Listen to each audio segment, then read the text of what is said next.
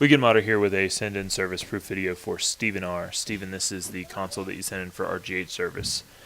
It must have that standby power feature on, so I'm just going to cut power to it real quick and replug so it'll stop flashing there.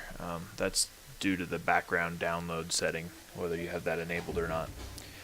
Anyway, the console that you sent in for RGH service is a Corona 16 megabyte. It did require a postfix, so that makes it something like a V3 or V4.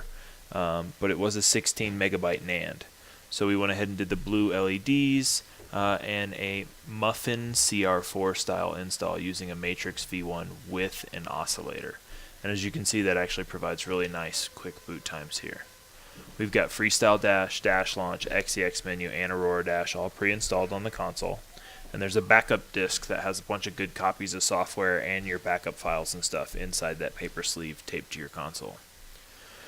So pop it into a PC, grab a copy of your backup files, your CPU key, all that's handy to have for various applications. So we definitely appreciate your business. We'll go ahead and get this thing packed up, and it will head back out your way tomorrow. Thanks.